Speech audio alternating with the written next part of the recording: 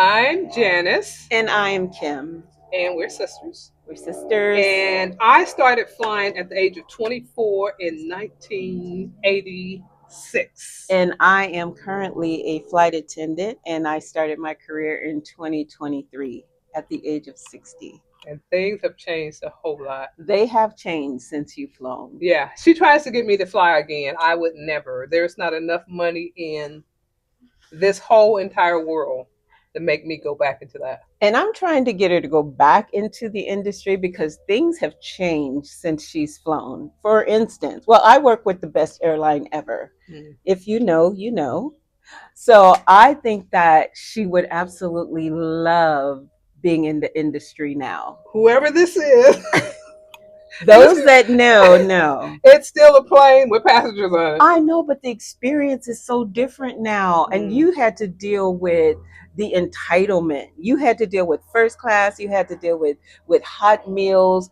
We don't have any of that. There's no entitlement with my airline. Not really. No, no. Everybody gets pretzels.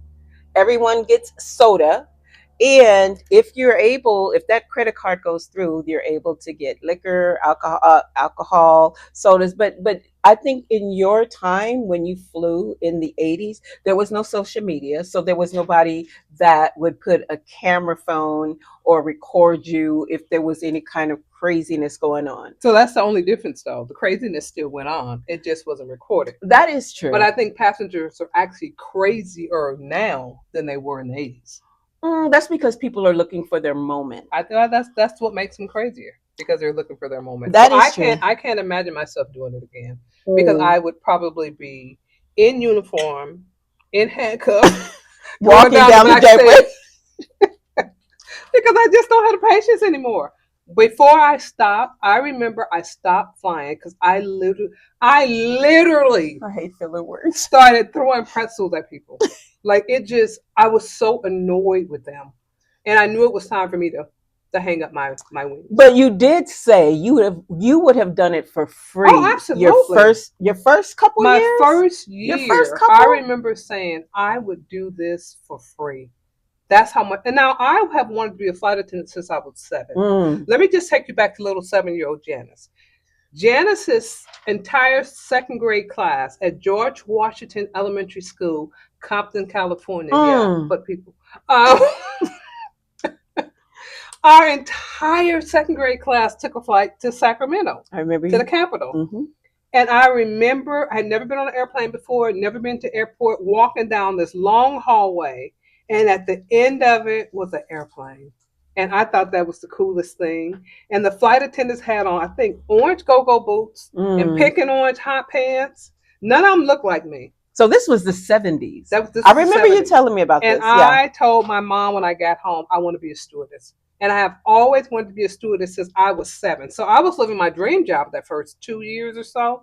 So yeah, I would have done it for free. I remember you would drive up a hill in California where we lived at the time, and you would literally park and you would watch the planes land and take off. Yes. You did that.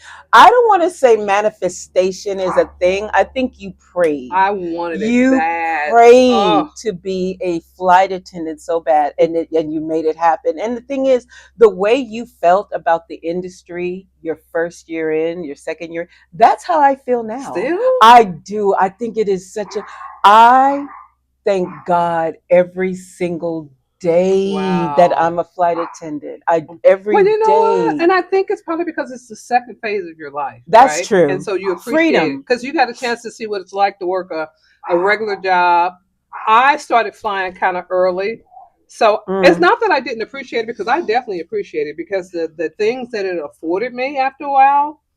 Yeah. Home ownership. Yeah. And so I definitely appreciated that. In your 20s. But home ownership in your 20s. Yeah, but I don't have the patience for it now. Oh. I don't have the patience for the people. The people are just, they're too different. But the thing that I like about the way y'all fly now, we only had an hour to get to the airport. We have 2. And 2 hours? After that call, we have 2 hours to make it to the airport. And another reason why I'm so blessed that I have the airline that I have, because I did turn down an interview for another airline which I'm not even going to mention, but they had 6 weeks of training. My airline is only 4 weeks of I training. think I had 6 weeks of training. See, we only have 4 weeks of And now, training. when you guys is training, because I hear you were kind of shaky in training, but in your training, no, that's a real thing. How many because tests I went could, through. Because how I many went tests through. could you fail before they sent you home? You would take one test, and then you would have a whole day of study, and then the very next morning you would retest. But you had to get a 90 on all of the tests. Yeah, it was the same. And it was so emotional because I wanted it so bad. But remember, I was going through training at the age of 60. I had not went to school in decades. So my study and you habits. had menopause brain too. I did. Yeah. Let's be real. I went through training at 60. So there was a lot of things that I really wasn't able to retain. So to be completely transparent, after I cried when I failed the test. I cried when I passed the test. I cried when I failed the test because it was something that I wanted so bad, and I prayed.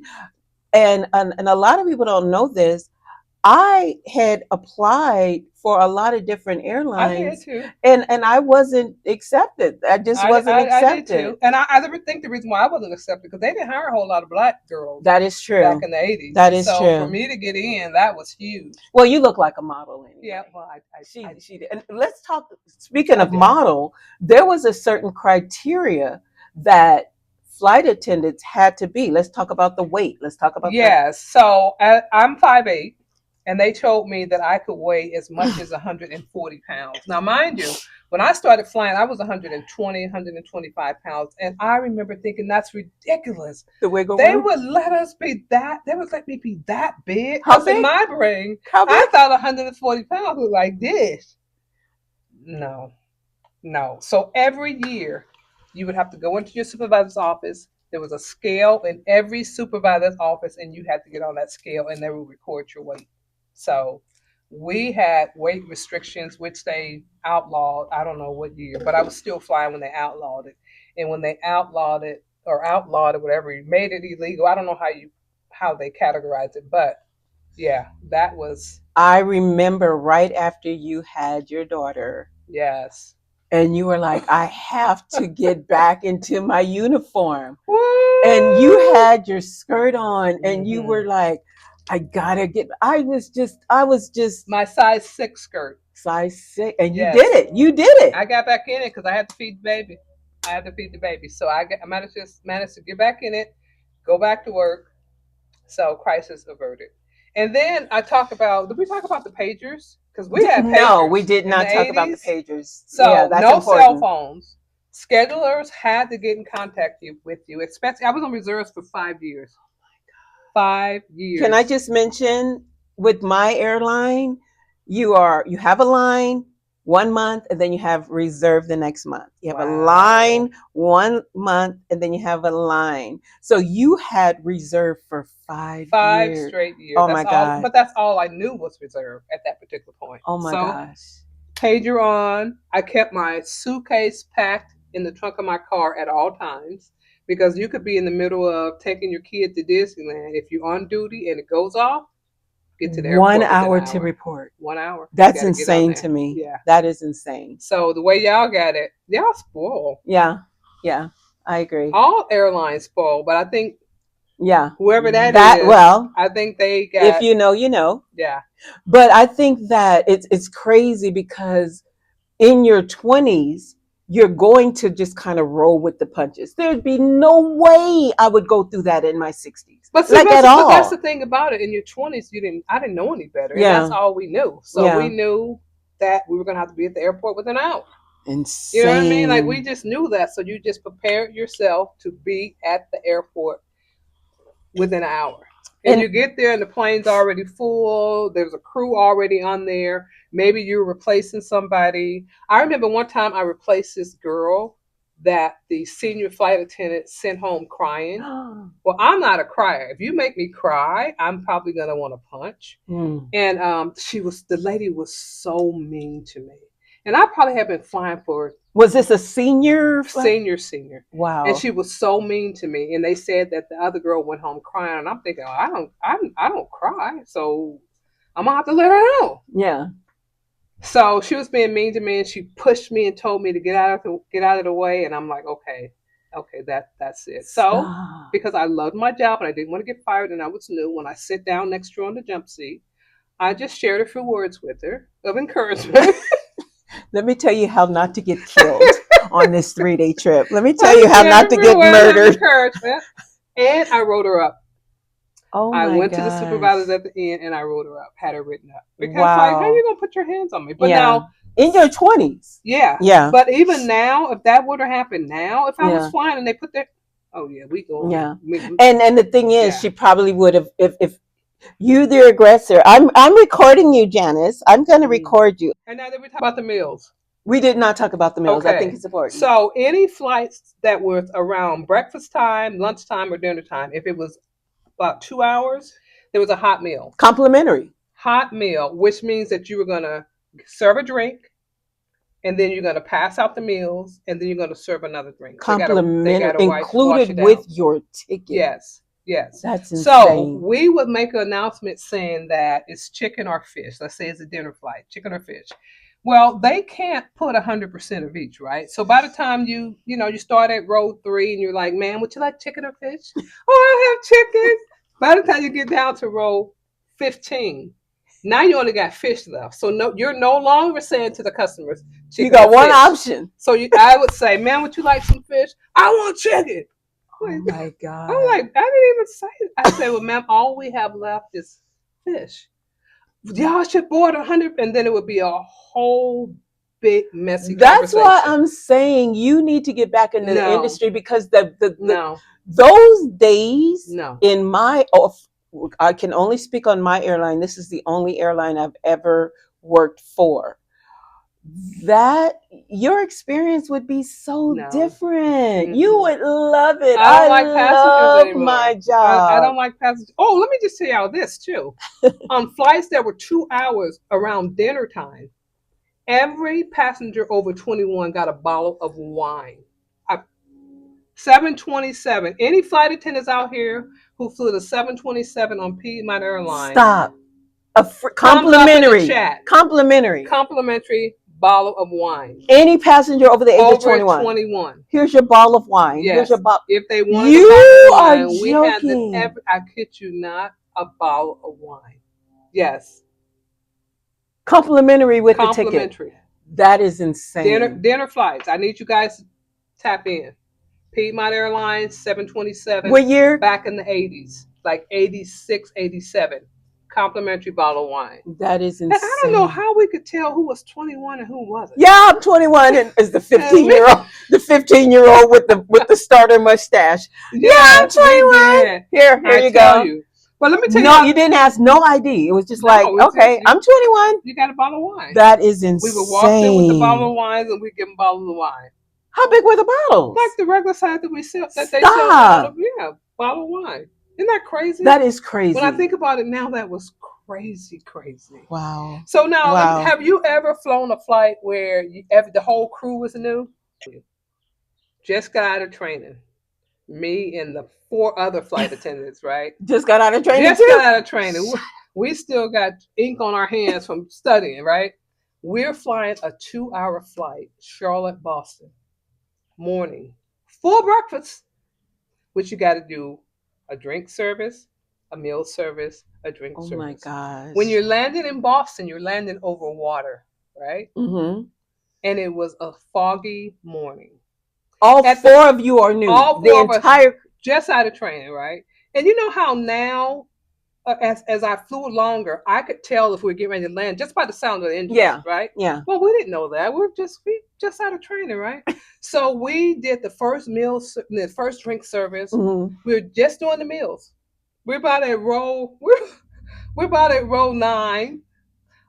All of a sudden, the damn plane lands.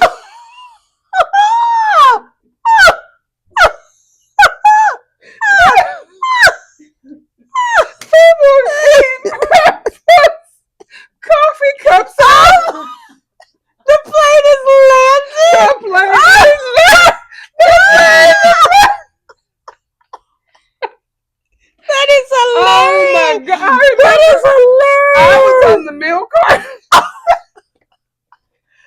The plane is landing. We were so embarrassed. But we were like, why did they put all of us on the brand new? Brand new. Oh my God. That was, when I think about it now, it is so funny to me because we were wide eyed. We didn't know what was going on. Here's your meal.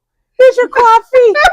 The passengers were not even mad at us because they felt bad for us. Because they could tell that we didn't know. Oh my God. Some people didn't get a chance to eat. So I mean, it was a bona fide mess. Yeah. But after that, it never happened to none of us again. That is yes, and I'm sure we got called out on reserve. You know, like maybe the crew that should have been on it, maybe they timed out from the night before, so they couldn't get up early. You know, you got to get enough rest. Yeah. So they called out a whole crew to take this flight into Boston, and we were all just out of class. That is insane. You know what? I'm going to ask you this: have you thus far had a passenger that stands out in your mind, whether good or bad? I've had both. I've had passengers that have stood out, and I've had passengers that were just like, I actually had a passenger tossed off the airplane because this particular gentleman who had been overpoured in the airport was touchy-feely. And this is when I was on probation. But I didn't personally have him tossed out because I was still on probation, so I was a little bit shaky. But my A, who I was sitting next to on the jump seat, saw that this passenger was touchy-feely, and he says, I'm getting him tossed off. And he did. Good. So I didn't personally, but it was because he was touchy-feely. You know, I had done a red eye. Me and a friend of mine, we had done a red eye. And when you do a red eye, if there's through passengers, the most junior flight attendants have to stay on because everybody's ready to go to bed because we done the red eye. But the most junior flight attendants have to stay on with the through passengers. So we always try to encourage them to get off and said, you just got to the airport, you can walk around, blah blah blah. And she wasn't a through passenger. She needed to be transferred over to her next plane. So me and my friend, we were trying to get her off. So we go to the back. We're like, ma'am, we just landed in Charlotte. Would you like us to help you off the plane? And our flight attendant voices, and she looks at us. My cohort was African American. First of all, couldn't have been a cohort because you didn't work for that airline. Okay, so don't call cohort. You were never a cohort. So one of your coworkers. One of my coworkers. Let's just keep that clear because that is cohorts are for. I hold no allegiance to no airline. Okay. But anyway, so me and my coworker, the other flight attendant, we go to the back. She and I are both African American, little white lady. We say, ma'am, we'll be more than happy to help you off. And she looks at us and she goes, I don't want no ends. N-word? Yes, get me off the plane. So she looks at me. I look at her. We said, stop. Yes, she did. And this is the 80s. So, she didn't want us to help her off. So I say and now I'm the most junior because my cohort, we were in class together. We sat next to each other, but she was If you senior. say cohort one more time. The person I flew with. Okay, so one of your, your fellow crew member. My fellow crew member, she could have gone home because I was the most junior. I had to stay. Okay, so at least one crew member had to stay if there was. Okay. Right. Well, I know this lady had a flight to catch, but there was nobody to push her yet. So we were just trying to get off the airplane. She said N-word. She said the N-word. So I said to my coworker, I said, look, I'm leaving her. I'm leaving her. So I got my suitcase, and naturally she got her suitcase because I would have been the one who got in trouble. And we left Grandma on the airplane. So pilots had left. Pilots had left. Everybody had left. No agents there still, because I think a ground person had opened up the door or something. So nobody, and we didn't tell nobody that Grandma was on there. So Grandma's still on the plane. Grandma's still on the plane. Grandma's all skeletons. They're like, we haven't opened that plane. Grandmother, she was on that flight. She's still on that flight. Skeletons, everything. We love Grandma. Another thing that's different. I think it was older flight attendants back then than it is now. Oh, of course. Yeah, because I think in order to get a job as a flight attendant back then was super hard. Especially as a black female. Now too, but as a black female back then, oh shoot, you had to come with it. You had to come. I just never could do it again. Well, here's just to kind of reel things in terms of you don't have to be a model. I flew with one of my cohorts who was 82 years old. Dang. 82. Yeah, but she was able to pass recurrent every year. So once she passed, if you are able to pass recurrent every year, you are still in good standing, and you are a flight attendant. So you got to just have a post. Basically. You just have to. I don't want to say that. She was able to pass recurrent, and she always flies lead. I've flown with her twice, and she always flies lead, and she loves it. And I asked her, and she flies 200 hours a month. That's crazy. 200 hours a month is that much. But because she loves what she does, it's not a thing. I have flown 200 hours one time. It was in December of 2024. Never. I flew 200 hours one time, and it was only because I had vacation in January. I'm like, I'm going to grind these out. And I flew 200 hours, but she has been doing it for years. She's in her 80s. Absolutely not. You've never flown 100 hours? Heck no. Heck no. For what? I love it. I'm just going to say they pay me to vacation. Do you know where I spent my last birthday? In Maui at the Andaz. That's perks. It was a paid birthday working trip. I spent 22 hours in Maui at the Andaz. Google the Andaz. Well, now Maui. I still fly for free with American Airlines because I took the early retirement. Now, why did you do that? And when did you do that? I did it because I was a mom and I was just tired of flying and I was starting to throw pretzels at people. What year was you? Oh, shoot. I don't. 9/11? No, I was flying. Matter of fact, 9/11, I was in New York on 9/10. I'm just going to put it like that. Yes. Ooh. Walking down the streets of Manhattan. Or as you know, who said Manhattan? So yeah, so I was still flying then. So I think I stopped flying when Daly was 7. So whatever year that would have been. Daly, your daughter, was 7 years old, and she's 29. So you 15 years. I flew for 15 years. I definitely flew for 15 years. And only loved it for 2. Only loved it for 2. Oh, no, I'm not going to say only loved it for 2. I would have done it for free. For 2. When did you start? When did you stop loving it? Well, when I was a flight attendant, we started off with A scale, right? It took you have to explain to the people. So A scale was, I think we were making $16 a flight hour, but this was in the 80s. You did that for the first 5 years. You were B scale.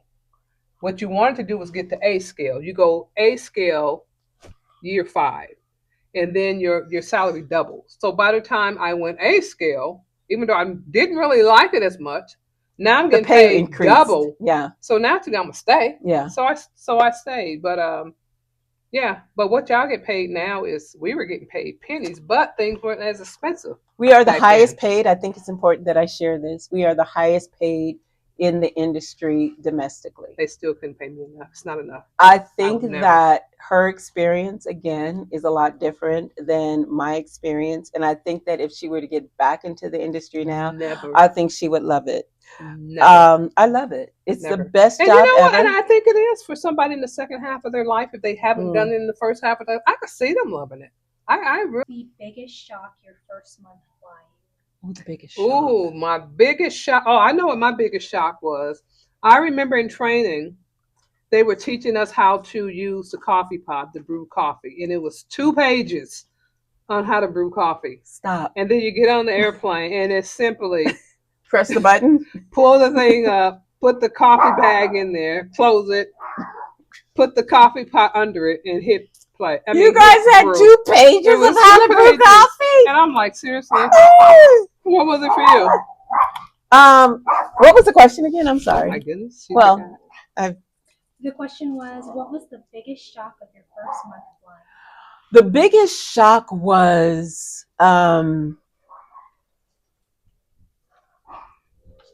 I think the biggest shock was the sleep deprivation. Because you're flying 100 or something hours. No. The first month, well, actually the first 6 months, I had sleep deprivation because if you can remember, I did not want to miss the phone call. Yeah. I do so the first month, I felt like I was on alert. I did not want to, because and I kept telling her to chill out. You're not gonna miss it. I was commuting to the airport through the desert on a 2-lane highway in the middle of nowhere at night. Yep. I don't think I got a good night's sleep for a whole year, because thinking training, didn't get a good night's sleep. Wow. 6 months of probation, didn't get a good night's sleep. I was not able to literally exhale until at least a year in. That sucks. No, thank you. Yeah. Next. Oh, okay. Heels or flats? Heels. Flats. Awesome. Coffee or sleep? Coffee. Sleep. Window or aisle jump seat? Oh, window for sure. Okay. Passenger pet peeve? Farting on red eyes. Just had a whole plane stinking. Leaving the bathroom door open after they come out. After they leave the bathroom, people. Okay, is this the camera we're working with right here? Hi. When you leave the lavatory bathroom, please close the door. Please close the door. Please close the door. They're gonna close it. They got you. Next question. Phrase you never want to hear again. Never want to hear again. Stewardess. Stewardess.